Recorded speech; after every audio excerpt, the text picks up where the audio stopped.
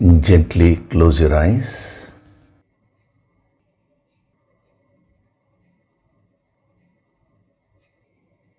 Do deep breathing.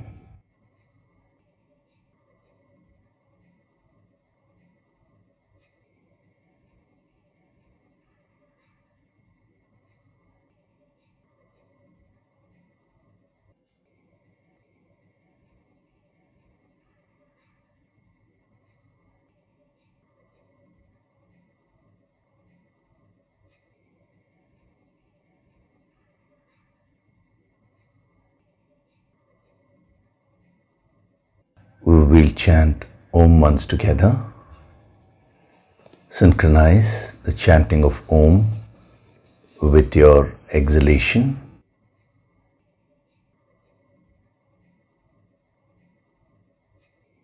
Breathe in.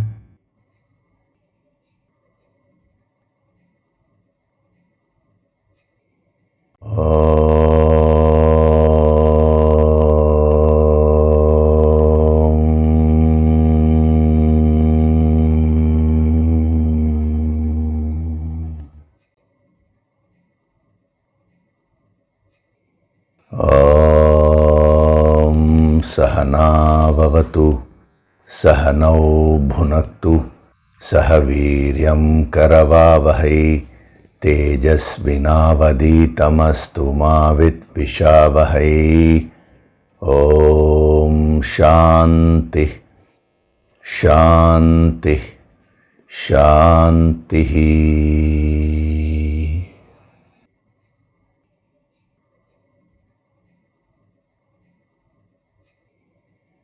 Gently open your eyes.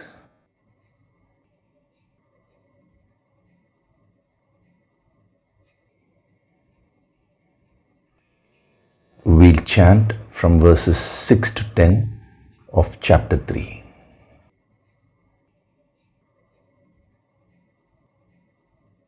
Karmendriyani sanyamya, कर्मेन्द्रियाणि संयम्य ya aste manasa smaran, य आस्ते मनसा स्मरन् indriyartan vimudhatma, इन्द्रियार्थान् विमूढात्मा mithyachara sa uchyate.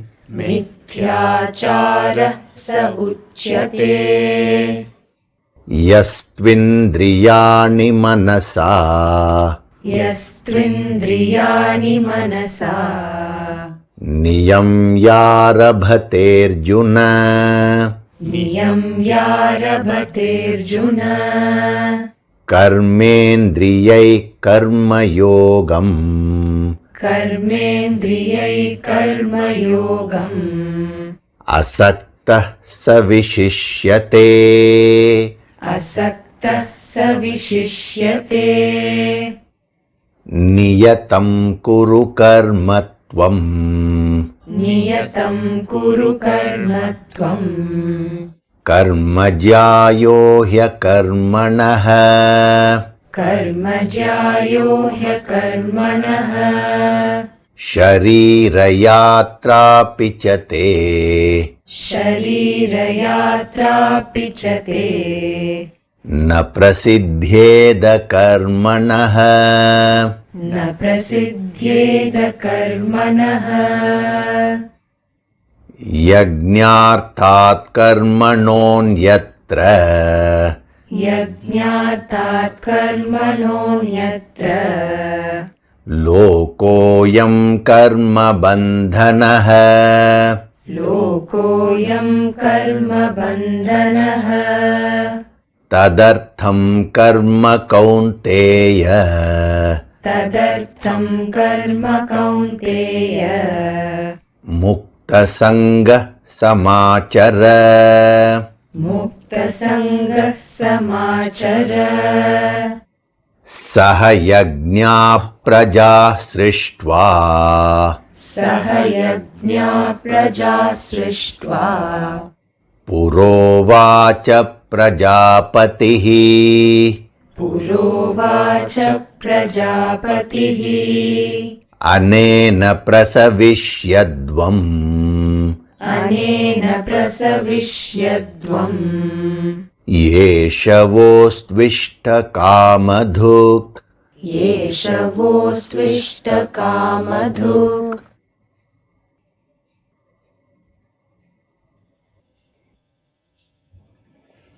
Hari Om, and a very good day to all of you.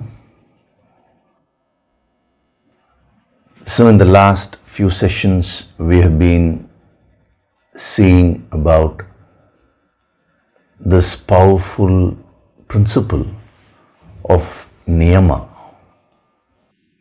generally translated as discipline, as restraint. But as we are getting into the depth of it, I am sure you are beginning to understand that it is not to be seen in a very general way.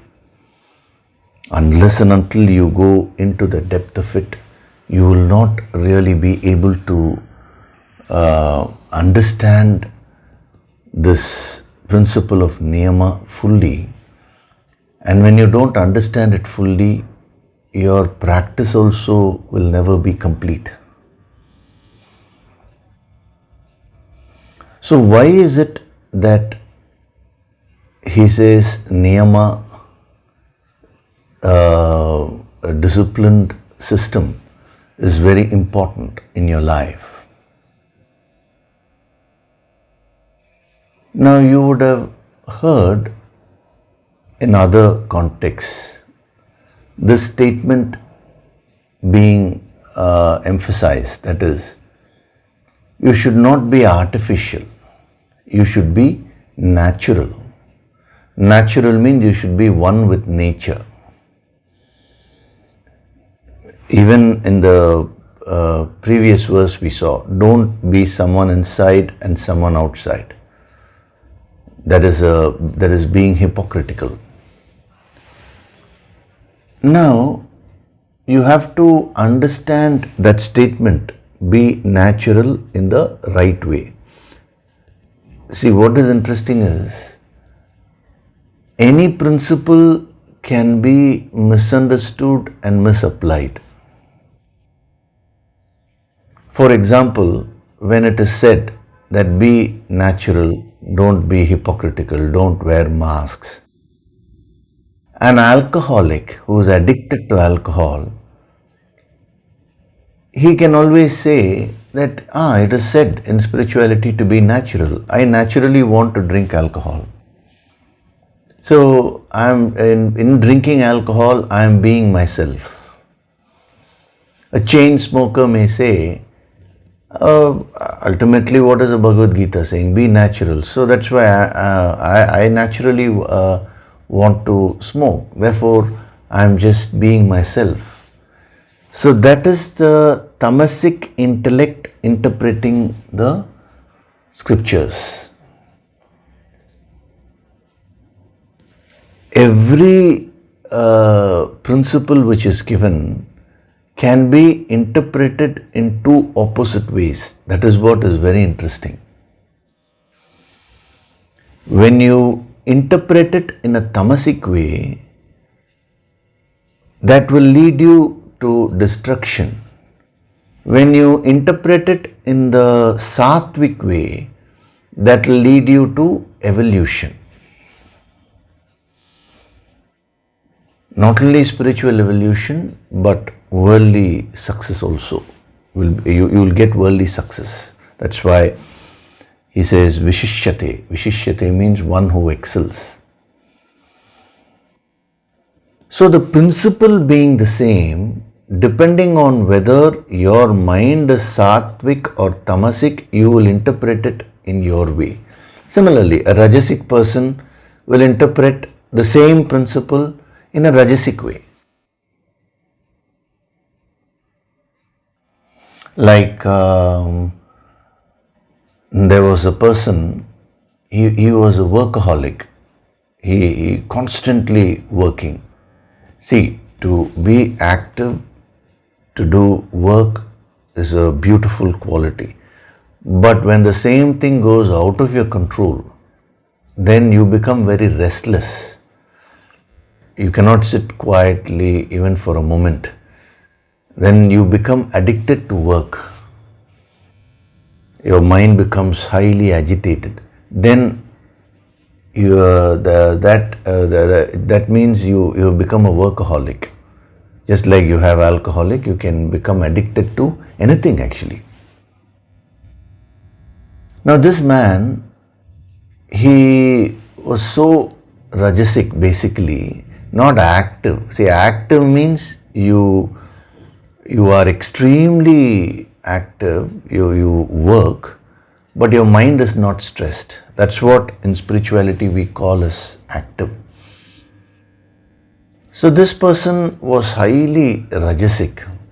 So he asked me this question. This happened several years back. So he said, sir, in the Bhagavad Gita, it is said, you should act, you should do your duties. Then, why do I need to even study the Bhagavad Gita? Why do I need to attend these sessions? Why do I need to do any sadhana? All it is saying ultimately is do your duties. Arjuna wanted to run away and Krishna said, no, be here and act because this is your duty. That's all. That is the theme. So why can't a person just do that? Why does he require any other sadhana? Now what is interesting is, even though this person put it as a question, actually it was not a question. He was giving his view in the form of a question. See, some people do that. They have very strong views. Now when they approach a master, instead of vehemently giving their views, they put it in the form of a question. But of course, any master can immediately find out. So I told him straight away, yes, correct. You don't need to do any other sadhana. You can go. You can ask the next person to come, whoever is supposed to meet me. So he was a little taken aback when I said that. He thought I'm going to give him an explanation and convince him and all that. So then he said, no, sir. I'm asking you. I said, no, you're not asking me. You've already concluded. You simply, you're camouflaging your views in the form of a question and you're putting it to me. So what is the point in further discussion? So he went back and he thought about it a lot. And then next week he came back. He asked for some time and he came and he said, sir, I'm very sorry, but genuinely I'm having this question now because I feel something is wrong with my understanding. What is wrong in concluding like this? So then I explained to him, it's very simple. When it is said, do your duty, now there are many factors, internal disturbances, which will come and prevent a person from doing his or her duty.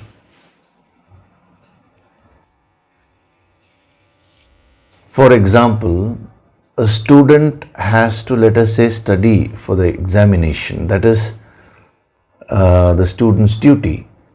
Now, his favorite movie is getting released just the previous day. Now, he wants to see that. Now, this is a temptation which will not allow that student to focus. Like this, you may know this is what I ought to do in life, in any particular situation, but some other emotion can be very strong and it may pull you in the opposite direction. So how are you going to handle that? That is where the sadhana comes in. So whenever any principle is given, you should not interpret it according to the condition of your mind. See, that's what anyone will naturally do. But you should strive to understand the principle in depth, in its entirety. Otherwise, if you don't put in that effort to go into the depth, which is what the yogic approach is all about, what you'll do is, in the name of studying the scriptures, you will only be interpreting it according to your mind. Means you're just expressing whatever your likes and dislikes are. Oh, Krishna said fight, therefore I'm fighting with my family members or with my neighbor. You will say. Krishna said, do your duty. So that is what is, I will not study anything, I will not do any other sadhana. See, this is nothing but just concluding based on the nature of the mind. Yogishri says, be natural, don't wear a mask. Therefore, I'm taking drugs. Because that is what I'm naturally interested in.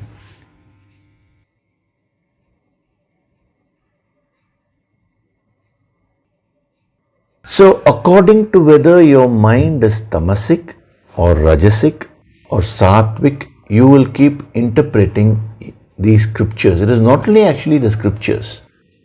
You will interpret every experience of your life according to the nature of your mind only. That is the deadly nature of your own mind. It colors each and every experience which you go through. Like they say, no, you're seeing something outside. If you wear green glasses, everything will look green. If you wear red color glasses, everything will look red. Similarly, the question is, what is the color of your mind through which you're viewing the world? Of course, in this context, I'm talking of understanding these principles, especially this principle of niyama. So what do we do in the yogic approach? We don't conclude immediately. See, when something seems to be very clear to you, don't come to an immediate conclusion. We always probe and go into the depth of it. When you put that effort to go into the depth of something, that very process will remove the coloring of your mind. Your understanding may incidentally be right also, but you have to put your understanding to this test by using the yogic approach. So every Sunday, that is what we are doing.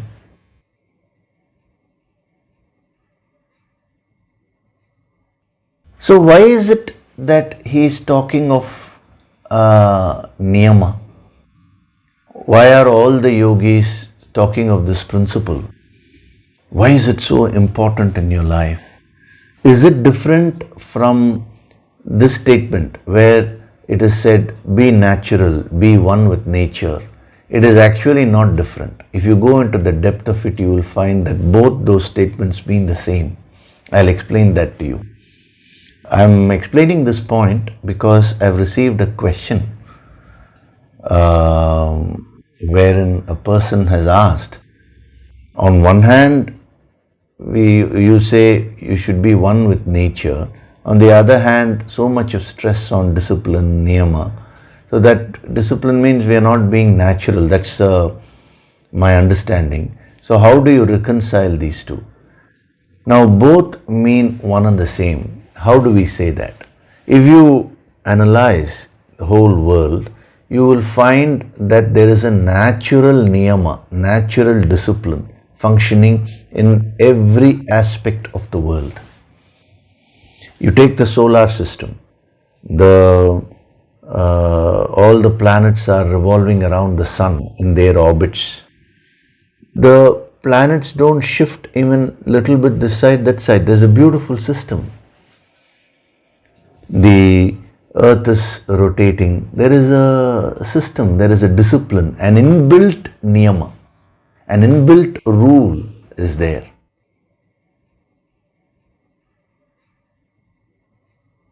You go to any part of the earth, the law of gravitation will function with precision.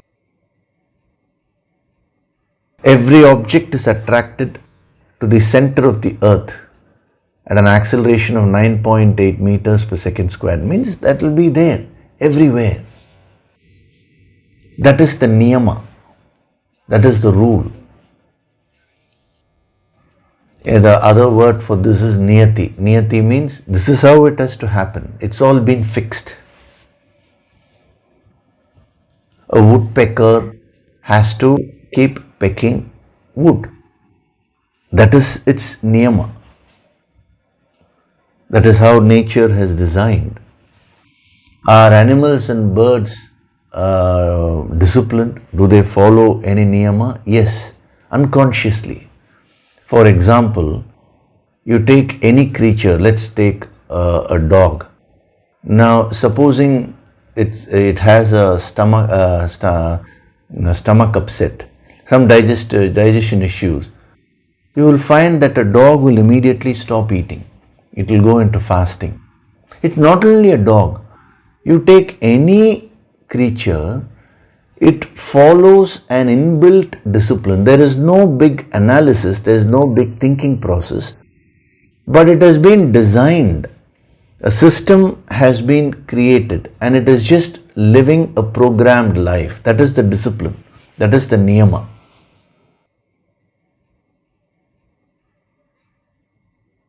Any creature in the world will follow its nature. If a cuckoo sings, that is because that is its swadharma, nature to sing. If a woodpecker is picking wood, it's because that is its swadharma. Every creature you see, it just follows its nature. That is the niyama, that is the discipline. It is a human being alone who has this choice. If you look at it from a positive angle, it's a blessing. If you look at it from a negative angle, you may ask why, isn't it a curse? It all depends on how you look at it. Now the moment you have a choice, now if you use the choice in the wrong way, then you will go out of this natural inbuilt discipline which is there in the world, which is there in nature. If you use this choice in a positive way, you can conform yourself to this natural niyama. You take your own body. There is a natural discipline. When you take food and put it in your mouth, the teeth have been given to you to chew it properly. That's a discipline. You take any other creature, it will chew. Any animal will chew the food and then only have. Human being only has this choice. Shall I just gulp it just like that with just a few chews without chewing it properly? Because that's how a human being has been designed. He or she has been given a choice. When the food goes, the right amount of hydrochloric acid is secreted in the stomach. Now it shouldn't be a little more or it shouldn't be a little less. There is a proportion, That's the inbuilt niyama, inbuilt discipline. If you take the sugar levels, there has to be a minimum, maximum. Like when you take your medical tests, a lot of parameters are given, WBC count, RBC count, this, that. For everything they will give a minimum amount, a maximum amount. Up to how much can it go to that extreme, up to how much can it come to this extreme. Now, who is fixing that? That is nature. That is what we call as a divine rule, divine law, niyati, a divine niyama. Your body functions based on this niyamas only. Every second, where thousands of cells die, thousands of cells are being born.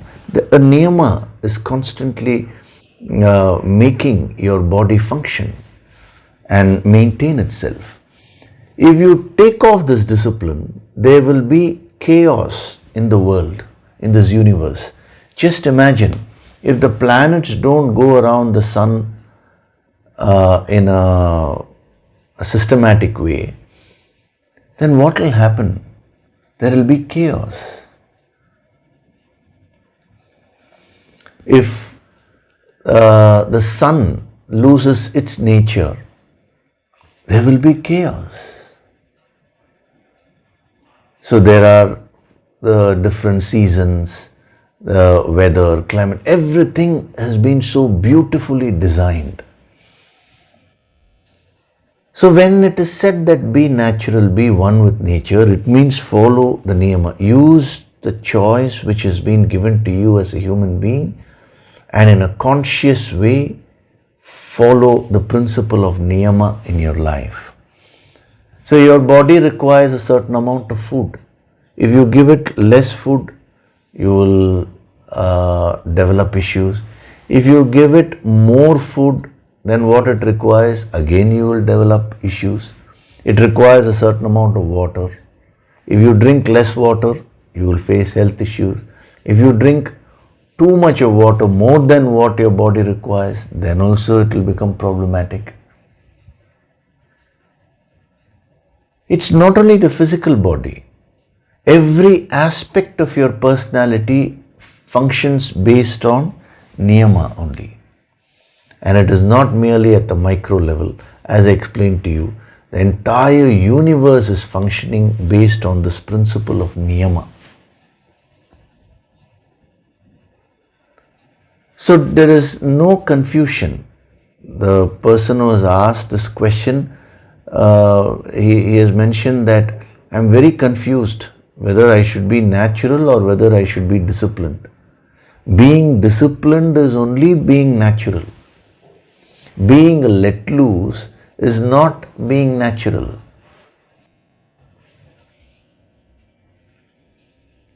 That's why at the outset I said you should use the yogic approach and go deep into these principles.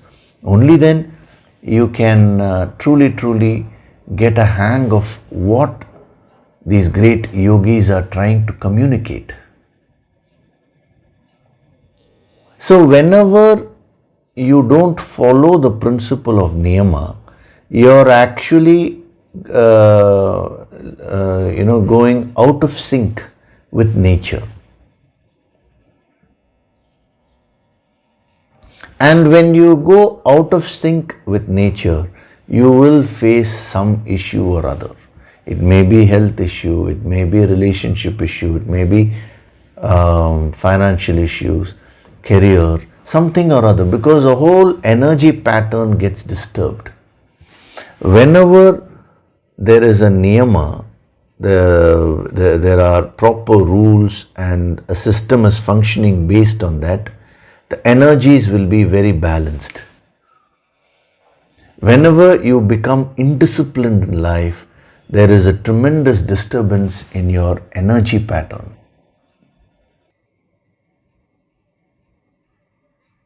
Why are we having these sessions every Sunday? There is a reason. See, again, a niyama, a system has been set. When you go to a master, he will always give you sadhana materials and he will set a system for you to practice. And you need to conform yourself to that system.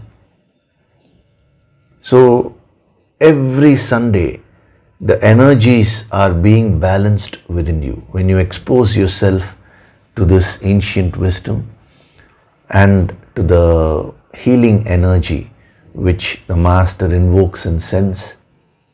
Now that sets right whatever imbalances you keep creating throughout the week.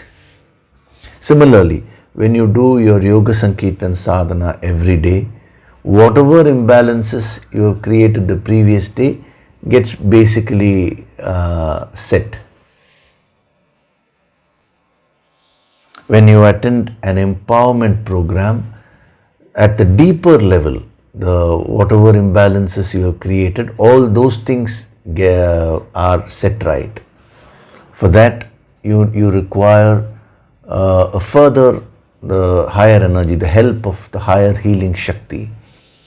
So that is what the empowerment programs are all about, to set right the disturbances at the deeper levels of your personality. So why is it that these disturbances come when you go out of this principle of niyama? So since human beings have a choice, that is why this entire ancient wisdom has come about. See, if you're already following the principle of niyama, if you're already a sthita prajna, then you don't require this wisdom. Why do you require this wisdom? Because you're already practicing everything. So the answer to that question is you understand things in a deep way. See, when you understand things in the superficial way and then when you compare two things, it will lead to utter confusion. That's why it's better not to compare what is said in different contexts. First, get into the depth of one thing and understand it fully. Then automatically you will get the clarity. So the principle of niyama is the principle with which this entire universe is functioning, both at the macrocosmic level and at the microcosmic level. So as a sadhak, he is asking you to recognize this divine principle which is already functioning in your life, and he is asking you to get attuned to that divine principle. So whenever you follow this principle of niyama, all your energies at all levels will remain balanced. At the physical level, at the pranic level, at the emotional level, at the thought level, at all levels your energies will be very balanced. Your aura will be extremely positive. Whenever you move out of the niyama, then the imbalances will start.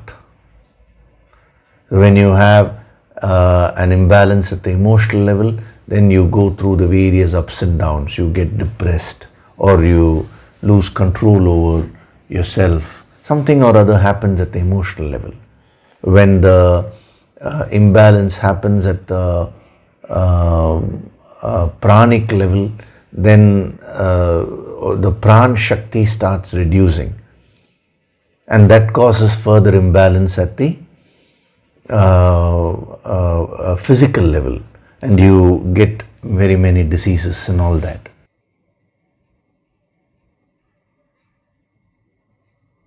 So whenever you find that you are in any kind of problem,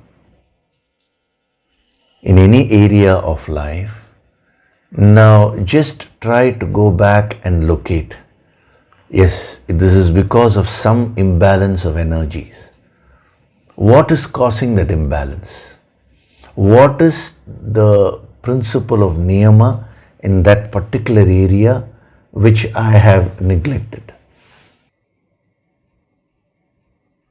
which I have not followed? See, for example, let's say Let's take an example of a relationship. A husband is there, a wife is there, a family. Now, a wife has to do her duties, a husband has to do his duties, children have to do their duties. Then when they all are together, it's a wonderful family. Supposing, let's say, one family member does not follow this niyama.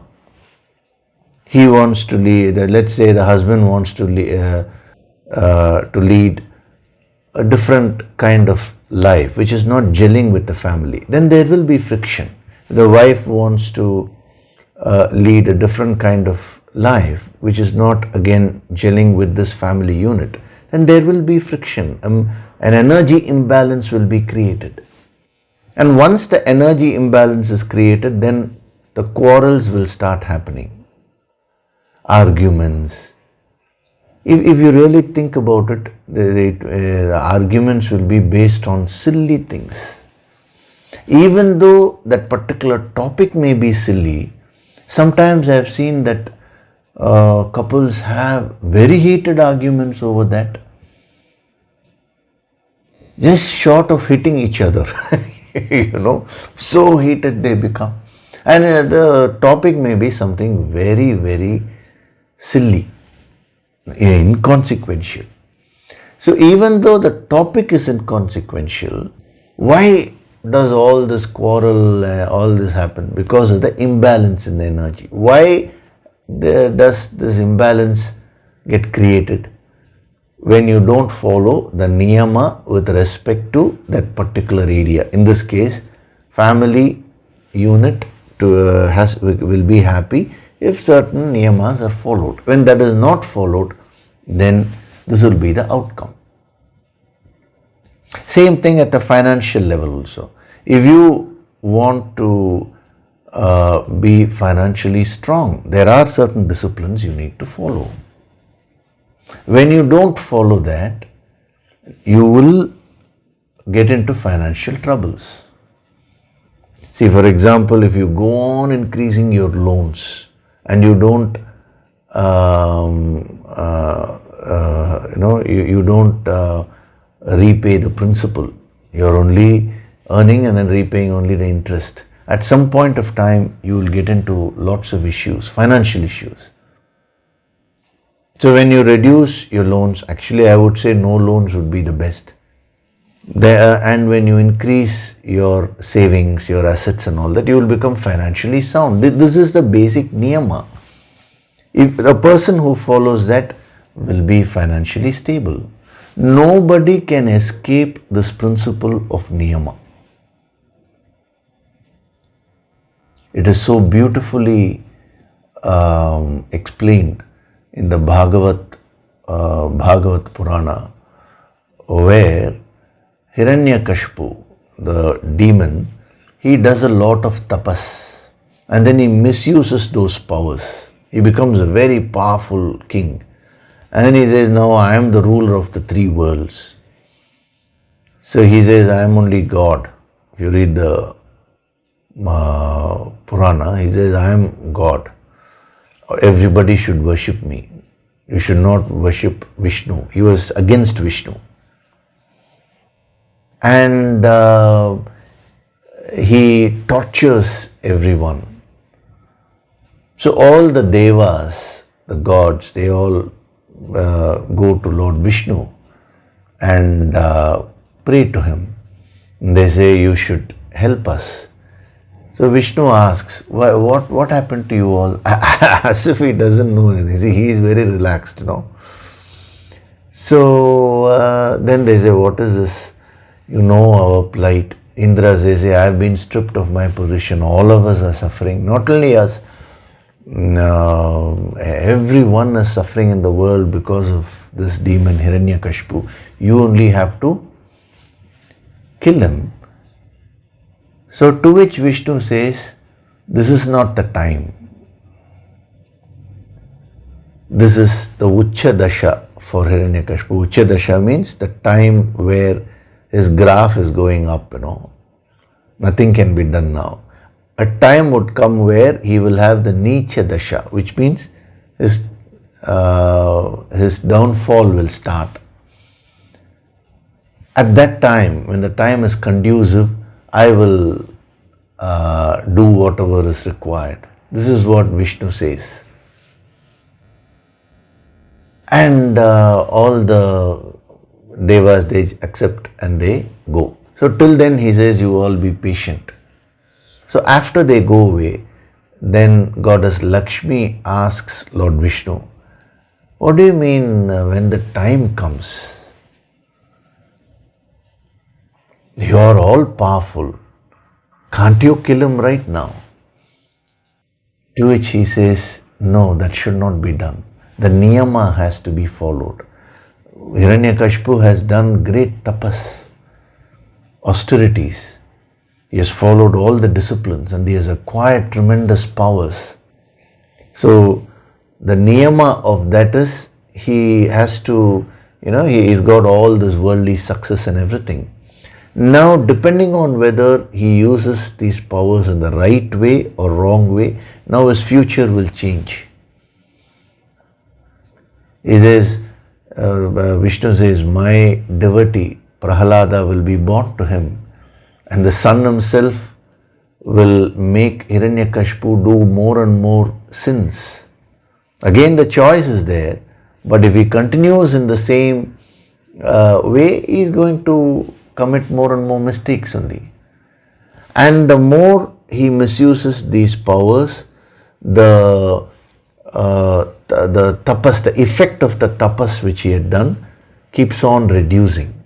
And when it becomes zero, at that time I will take the avatar of Narasimha, the lion, half man, and I will kill him. But this is the niyati, niyama. And if I don't respect these rules, if I don't follow the niyama, then nobody else will follow that. It's a beautiful explanation about this principle of niyama, which Lord Vishnu gives there. So nobody can escape this principle of niyama. The more you conform yourself to this principle, the more wonderful your life will become.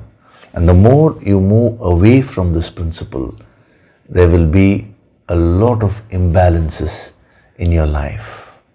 So as a homework, you can do this. This is a very powerful tip. The way you can solve whatever issues you're facing. See, each one of you will be having a few issues. Maybe health issues, it may be relationship issues, it may be financial issues, career issues, whatever it is. Now, instead of just complaining about the issue, now see what has caused the imbalance. What are the niyamas in that area and how you have not conformed to that. And if you do the analysis, it will become very clear. Oh, I'm facing this financial crisis because I didn't save a certain amount of money. I just went on spending. This is just an example I'm giving. Like this, in your case, what is it? You need to find out.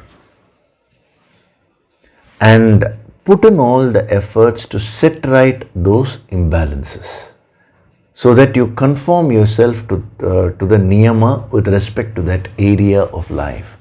And the moment you start doing that, you will find that whatever issue you're facing will start getting solved. Automatically, the solution will come to you.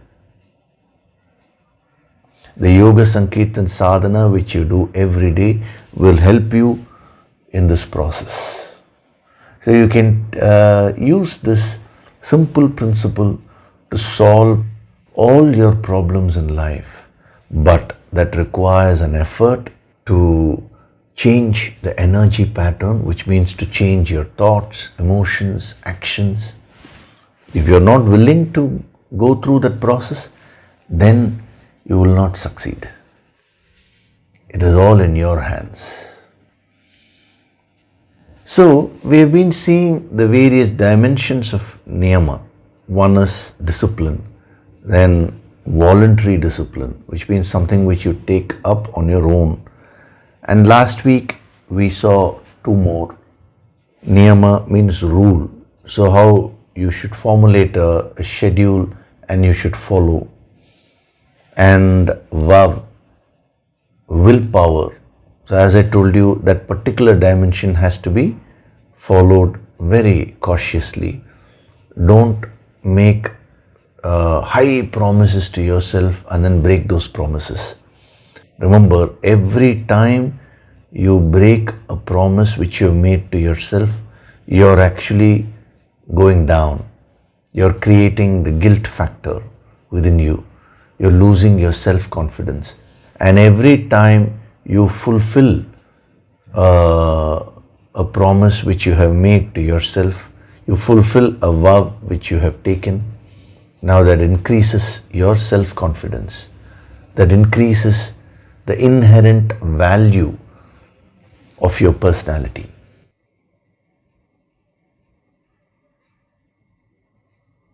So it is of utmost importance that you practice that particular dimension, that particular principle with a lot of caution. But if you do it in the right way, day by day, you will keep on improving. You will keep on growing in your self-confidence.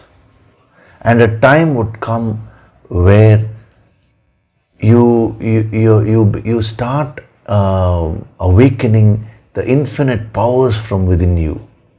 Thereafter, it will really not matter whether somebody recognizes you or somebody does not recognize you. Whether someone is being kind to you or whether that person is being rude to you. All these things will not matter. Your self-confidence level will never come down. See, the real self-confidence is in getting attuned with the infinite. This is the starting point. This small practice will help you so much in your sadhana.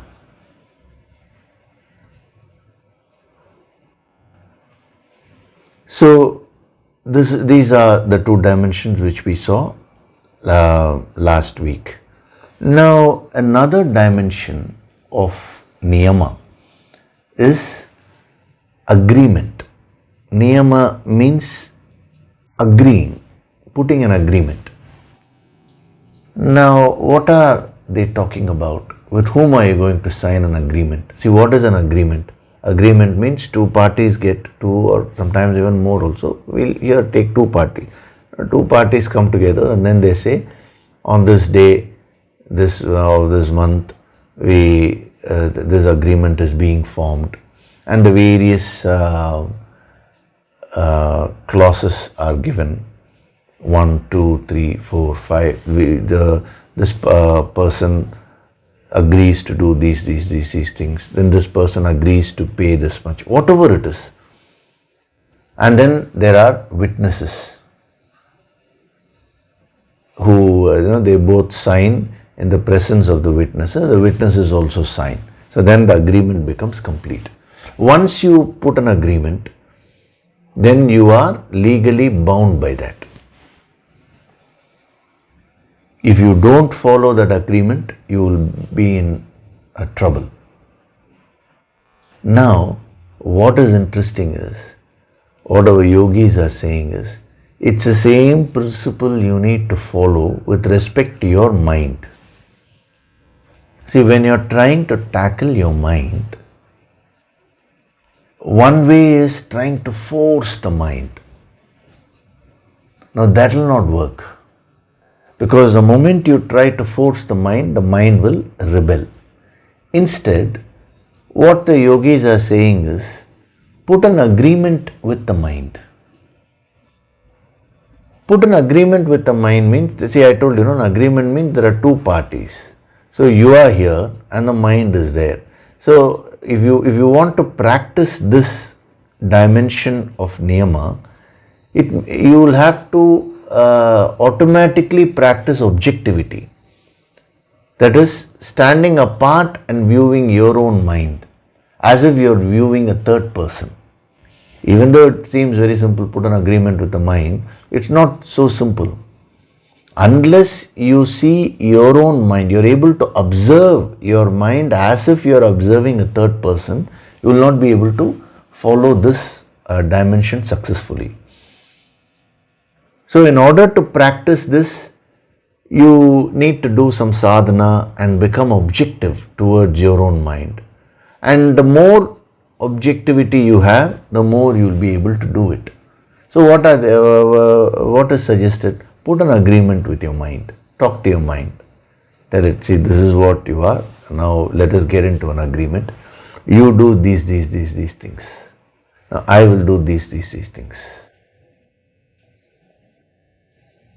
And you sign. Sign means what? Here in this, that's what we saw, no? Vow. That's what is meant by taking a vow. And who is the witness? The witness is your own conscience. No agreement is valid without a proper witness, they say. So your own conscience is your witness. And once you put an agreement, then automatically you're also bound by that agreement. Your mind is also bound by that agreement. It's a beautiful dimension of this principle, niyama. If you practice this, you can very easily gain control over your mind. Even that word control is not the right word. You can very easily influence the mind. You can change the course of the mind because you're making it agree and you're also willing to do certain things. When you stand in the opposite side of your mind, if you act as if you are the enemy of your mind and if you try to force it, then that will never work. Whereas here he is saying, become a friend of your mind, get into an agreement. So in order to get into any agreement between two people, now that both of them have to gain something and both of them also have to give up a few things. It's for the common good, Similarly, when you say do these things, I will do these things, automatically the niyama will be fixed.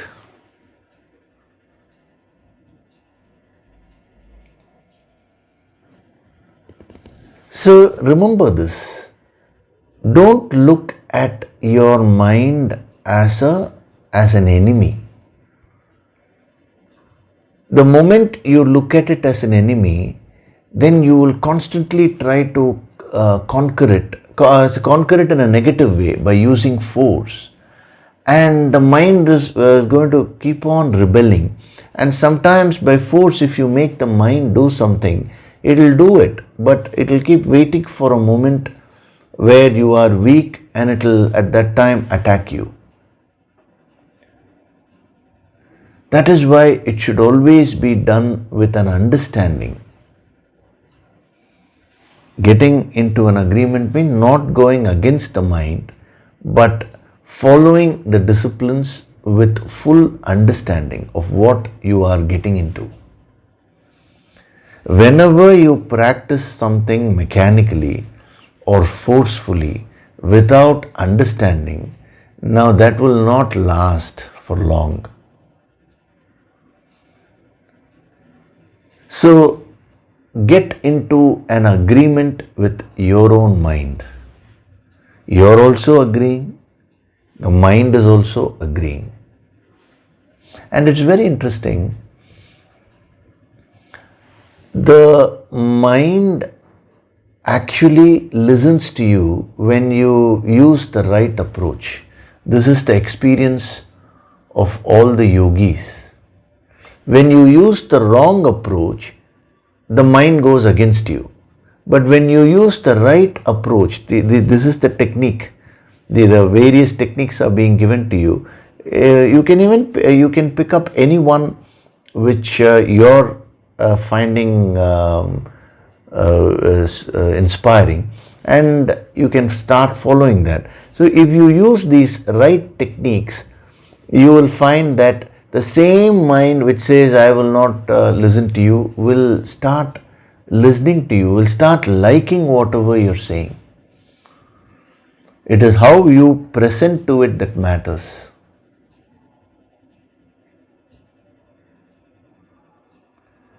The same ancient wisdom can be presented in such a way that a person may run away after hearing this. The same ancient wisdom can be presented in such a way where the person starts liking it and yes, I want to get into it. It is a question of how you present these truths. It's the same thing with respect to your mind.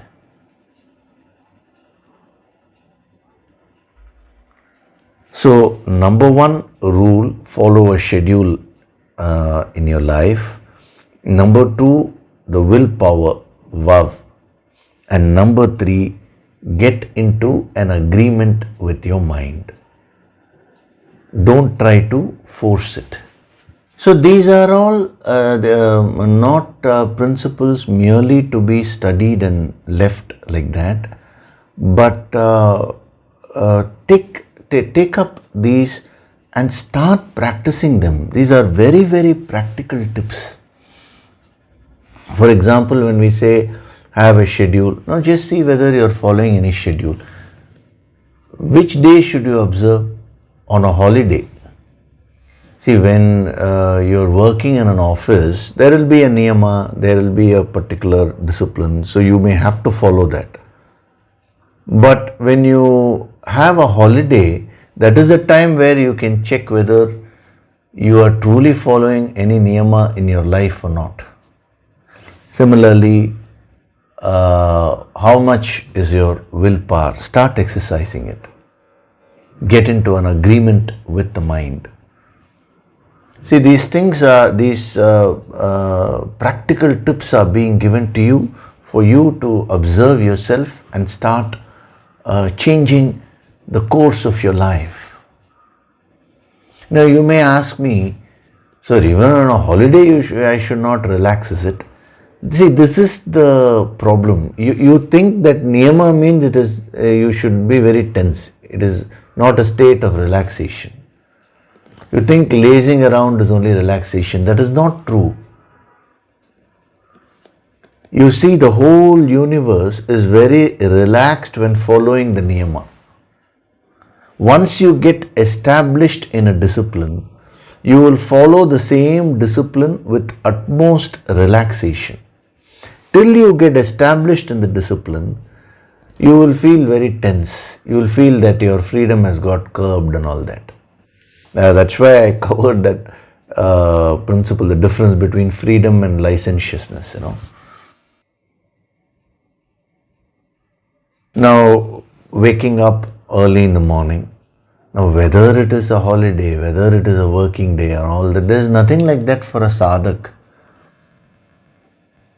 Because he or she enjoys doing that. The moment you enjoy doing something, then that discipline is no longer a drudgery for you. The moment you take away the enjoyment factor, then you have to push yourself to do that, to follow that.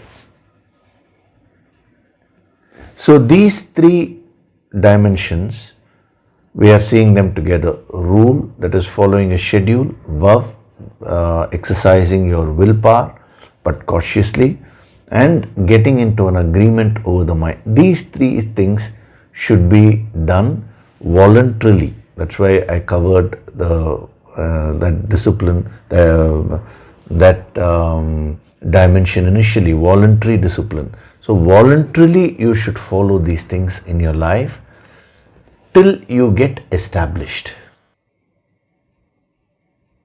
The tussle may be there, the struggle may be there, but you will have to fight it out.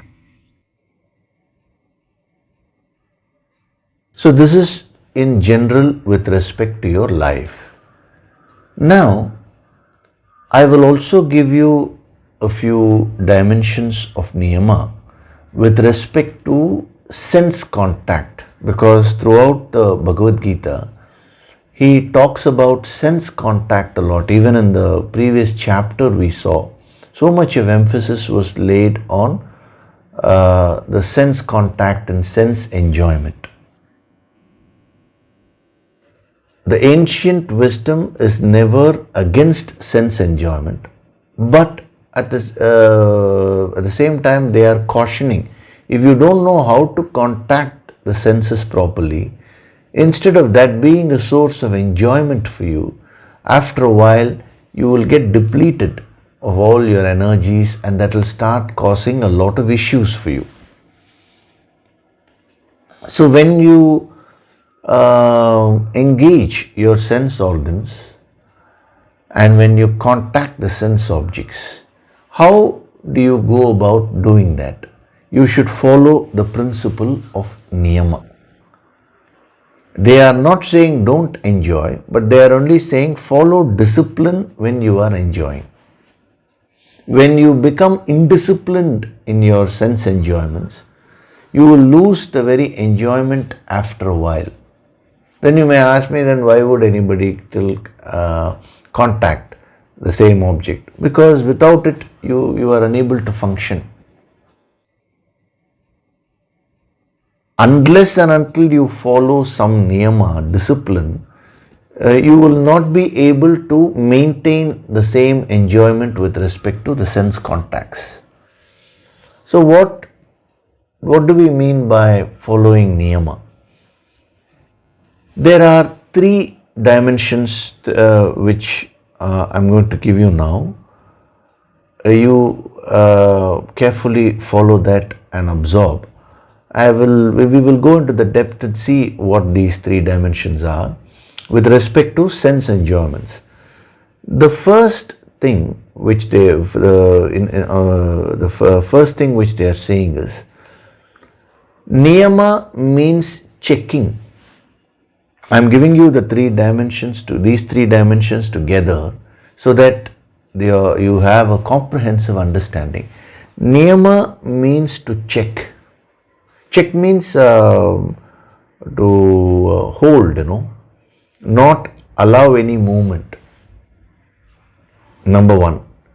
Number two, niyama means preventing. It's very interesting. Niyama means to prevent. Niyama means when there is a movement, to check, to hold. And niyama also means restriction. Now what is interesting is, for an indulgent person, all these three words will look like as if the master is saying don't enjoy life. But that is not what he's saying. If you follow these three principles, they will actually help you to enjoy your life better. We'll see how. We'll go one by one. First, we'll take up that dimension of prevention. Where should you follow this dimension of prevention in life? In those areas which are very, very dangerous, which can cause immediate harm to you, which can completely destroy your personality, which can completely destroy your life. Tremendous harm can be created. In those areas, the niyama to be followed is prevention. Don't get into those areas. For example, you take drugs. It's a very dangerous thing. Once you start taking drugs and you will automatically become an addict, that can finish you. All your faculties will become dysfunctional. Your whole life will now become dependent only on the drug. Alcohol. Once you become dependent on alcohol, thereafter you cannot lead a normal life. You cannot do whatever you ought to do in your life, whether it's career or whether it's finance, anywhere, whether it's family. You will lose your very capacity to earn. You will lose your very capacity to fulfill your goals and succeed.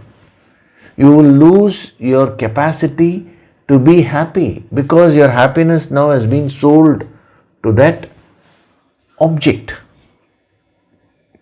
So, whenever you encounter something in life which is dangerous, which is very harmful, there the niyama to be practiced is prevent. Prevent what? Prevent your mind from going there. Say no.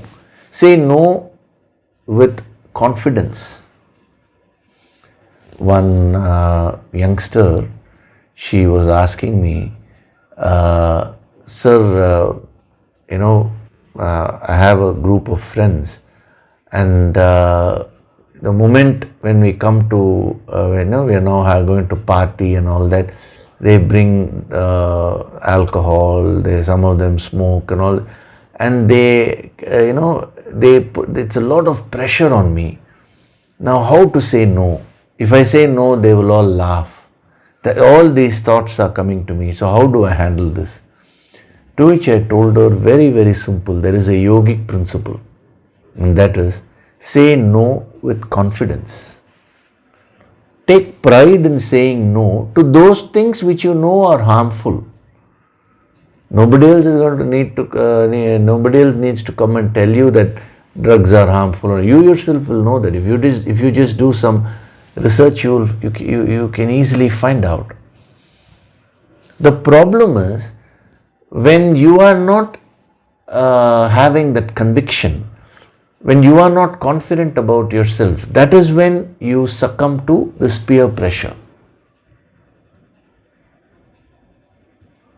You should absorb this ancient wisdom to such an extent where if you are put in a negative company, let us say, there should be no fear. Actually, you should not fear. The other person only should fear. My God, if I move with him or her, now I will change, So you, in your presence, others should change for the better. So do your sadhana and become extremely strong and practice this niyama. There is nothing wrong in enjoying life, in enjoying the world. The world is meant for you to enjoy. But there are certain areas which are clearly harmful. What in the Shastras they call as prohibited activities. Things which you need to avoid. For example, gambling. I am giving extreme examples to make it easy for you to understand.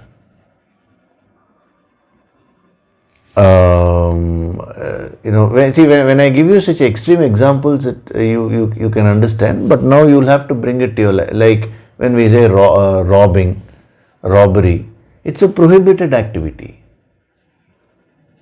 You can't say in those areas. You can't say I will slowly practice not to steal. Then the police will also slowly practice not to arrest you. It doesn't work like that. So when you know something is very harmful to you, see, the harm may be at the physical level or at the emotional level or at the intellectual level. The kinds of certain material when you read that can harm your thoughts, the negative material, Certain relationships can actually create emotional toxins. It's not the relationship which is creating, it is your association. Please understand. Oh, alcohol is very bad. it has ruined my life. Alcohol has not done anything. Your association with that is a problem.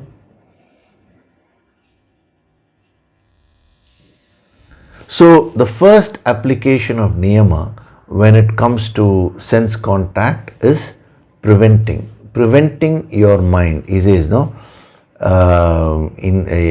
indriyani manasa niyamya. So one who restrains the senses with the mind. So this whole discipline is for the mind. Now that's where, see, when you're trying to prevent the mind from going somewhere, the mind will want to go there a lot. That is why I covered the other dimensions first, like voluntary discipline, enjoying it, rule, agreement. All these things have been covered. So you have to apply all that to prevent the mind from going in a friendly way. The mind will listen to you. Once you are clear, you are convinced, you have that conviction, now the mind will come under your control. So this is the first application of niyama with respect to sense contact. The second application is checking. When you are amidst the sense contact and sense enjoyment, whenever you find that you are losing control, that time you will have to pull back the mind. See, the first one of prevention is inherently there are certain objects which are harmful. So you need to avoid them completely for your own good. Now in the second application, the object is not inherently good or bad, harmful or good for you. Up to a certain point, it will be good for you, but after that limit, when you cross the line, then it becomes harmful to you. See, for example, you take sweets or any dish for that matter. Up to a certain level, it's good for you. But if you cross the limit and if you overdo it, it becomes harmful to you. Sleep. Up to the right limit, sleep rejuvenates your entire system. But if you oversleep, that can actually make you very lazy. It can bring down the capacity of your faculties. So whether it is food or sleep, exercise, you have to know when to stop. If you do over exercise, that can harm you. If you do under exercise also, it can create issues. So there are things in life which you are doing which are inherently not good or harmful, but whether it will harm you or whether it will do good to you depends upon the line of contact, up to how much you contact. This is the meaning of that Lakshmana Rekha. I told you, Lakshmana, he put a circle around the hermitage and went. As long as Sita was within that, and when she was having a conversation with Ravana, even though she didn't know it was Ravana, when she was talking to him, there was no issue. But it's only when she crossed that Lakshmana Rekha, it became an issue.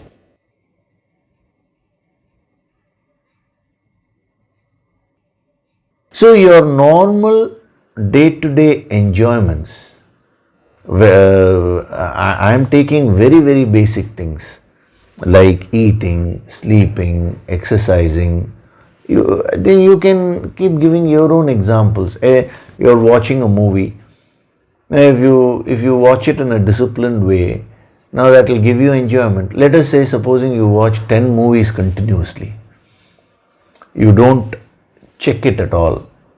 Now what will happen? After the second movie itself, you will become very tired. Supposing you watch 10 movies continuously, after that you will be like a zombie. You cannot function at all. So whenever you cross the line with respect to legitimate enjoyments, then that becomes harmful to you. It depletes your energy. So what these great masters are saying is, with respect to your sense enjoyments, know where to apply the niyama. At what stage you need to stop. This is something which you need to find out. When you're eating your food, they say, no, don't overeat. When should you say no? It is totally individualistic. So in order to practice this quality of checking, you need to develop this faculty of awareness from within. See, in order to practice the quality of prevention, the niyama of prevention, you need to develop the faculty of clarity within you. You should be very clear. This is harmful to me, this is not harmful, this is good for me. Unless that clarity is there, you will not be able to function properly. Now when it comes to checking, you need to be aware. At what point does it become overeating? There you say no. However much you may like that particular dish, that capacity to say no when you are about to cross that Lakshman Rekha in your life, that is called niyama, checking. So you find out what is the area of your weakness. What is the limit? Are you putting a Lakshman Rekha with respect to your sense enjoyments? Or with respect to any other activity also? Whenever you overdo something, that is going to deplete your energies. So in order to conserve your mental energies, these yogis are saying, now apply niyama there. So beautifully given, And the third principle with respect to sense contact is niyama means restriction. There are certain areas of your life where you can contact, you can enjoy subject to certain restrictions. Like you have, there are certain areas will be written as restricted area, restricted access. What does it mean by restricted access? It means people who are qualified, certain people will be allowed to go, but not everyone else will be allowed to go. So you need to be qualified in that area to go to that room. In certain offices they have this restricted area. In many places they have that. Similarly, in your life, you need to know which areas of your life completely drain away your energy. There, you need to give restricted access. Restricted access means you should prepare yourself, you should qualify yourself, you should equip yourself with full awareness, and then go through those experiences with full monitoring.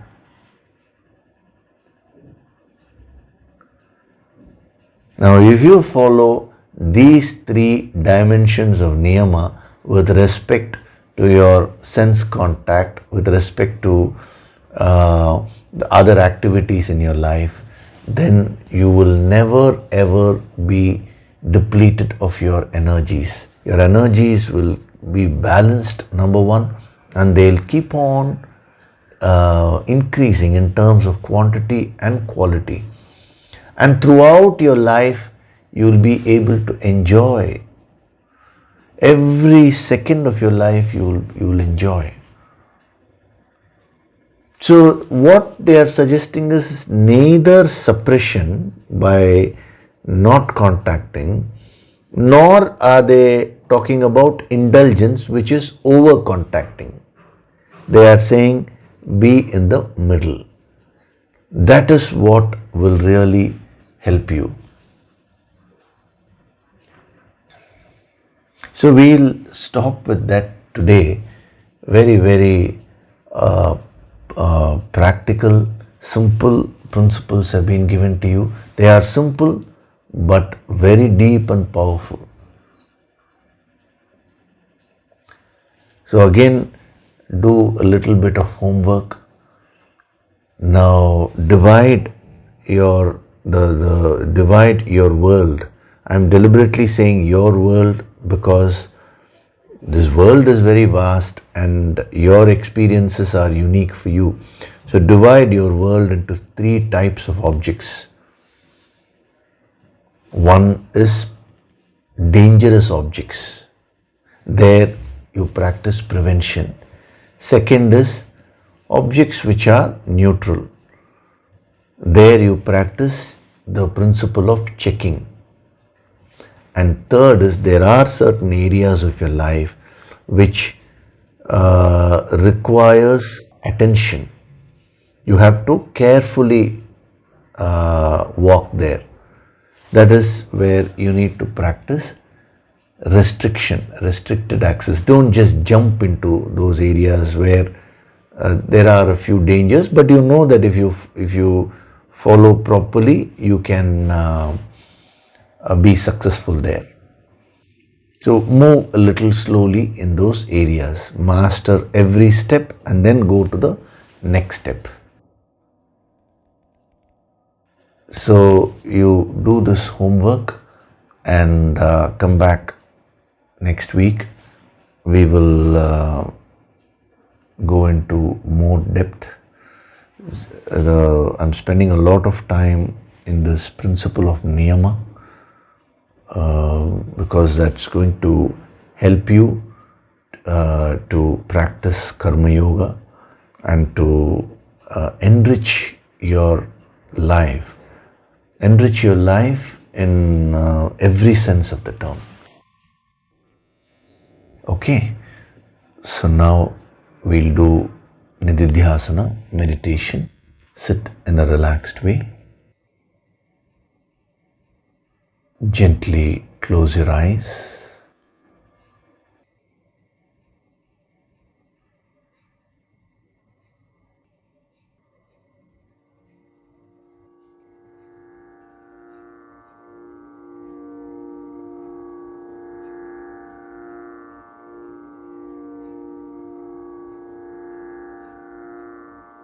Do deep breathing.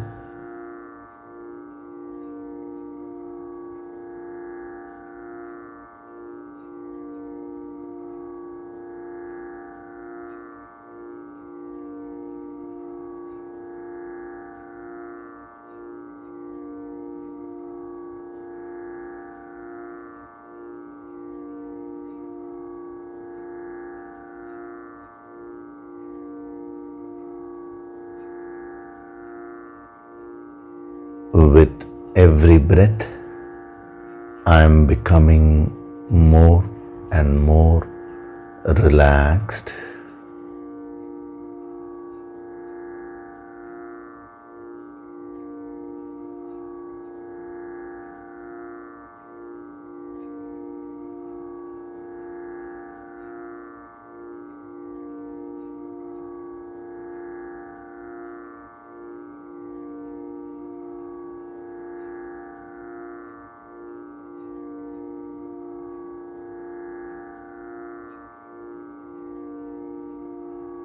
Feel the divine, holy vibrations.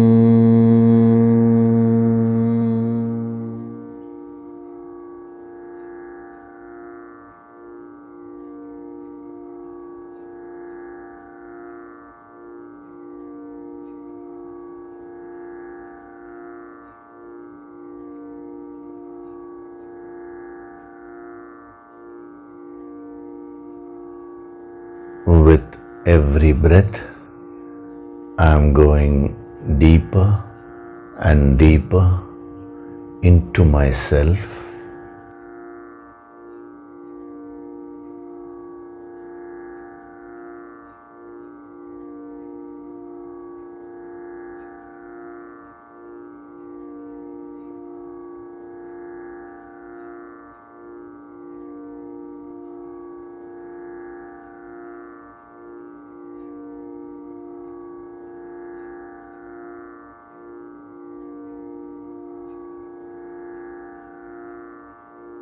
Beyond my physical body,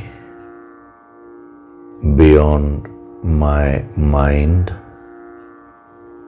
beyond my intellect, lies my true essential self.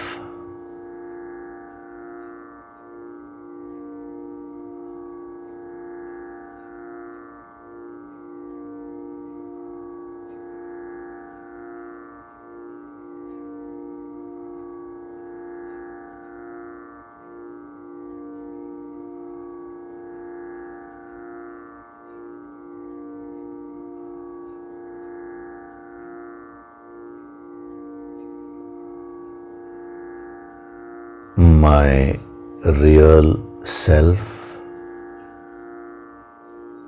is supreme and infinite.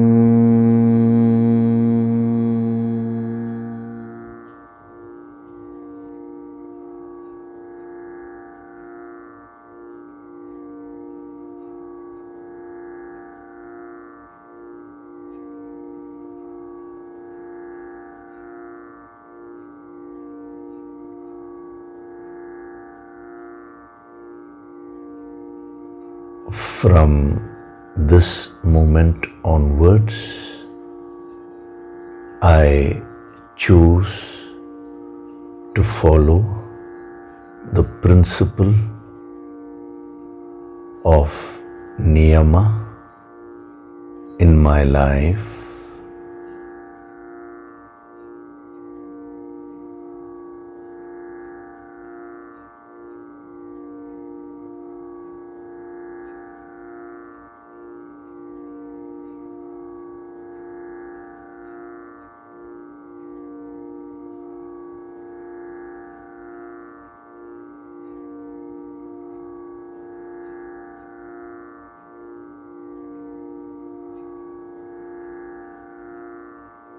The purpose of my life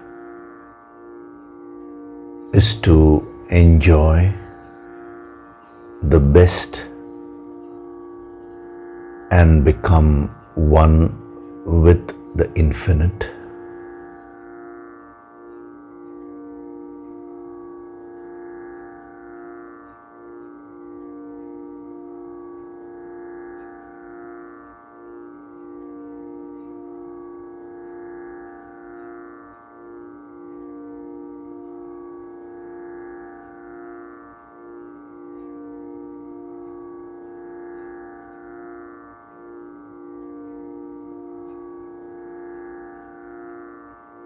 I am Swayam Prakashit, self-illuminating.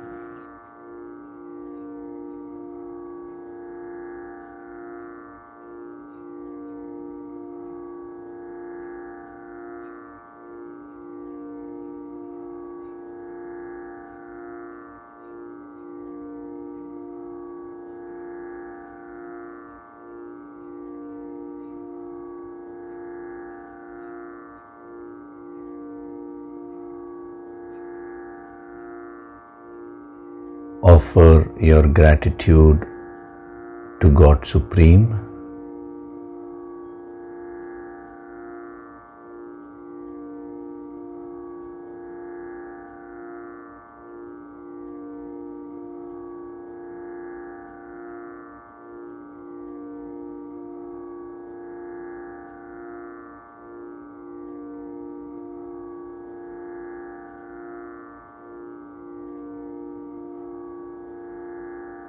Offer your gratitude to your Guru and all the holy masters.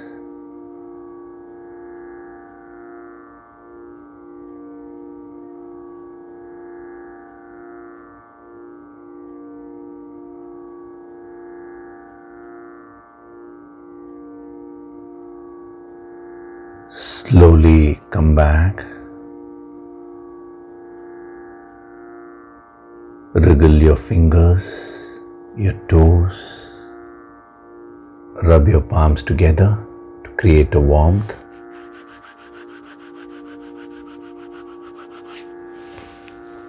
Cup your eyes with your palms.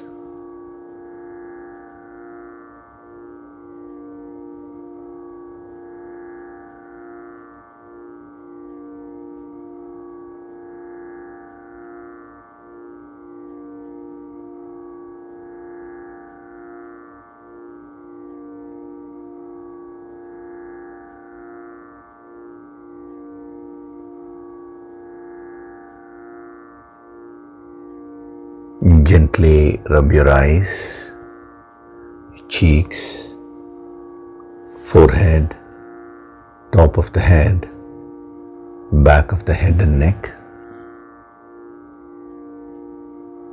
Slowly open your eyes.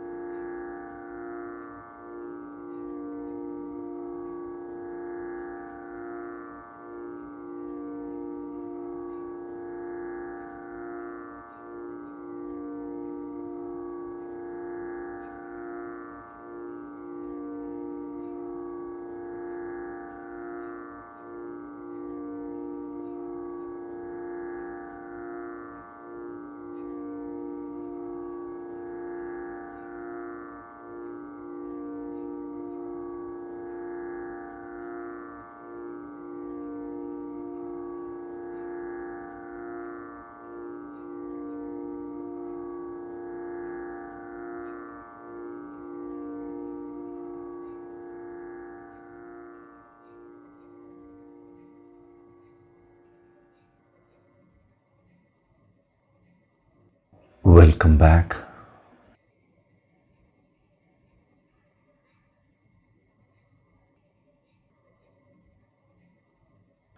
So as we are progressing into these verses, you will be finding a tremendous change happening within yourself, and you will also be finding that your circumstances are becoming better. The reason for that is that the entire energy pattern is being changed.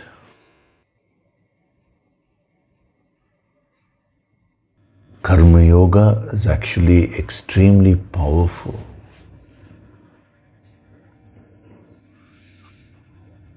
A person who understands the Karma Yoga in its true depth and follows it in his or her life will become extremely powerful.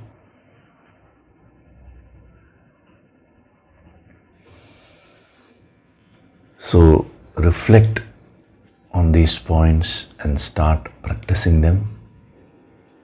We'll go into it further. Every week is like an exploration,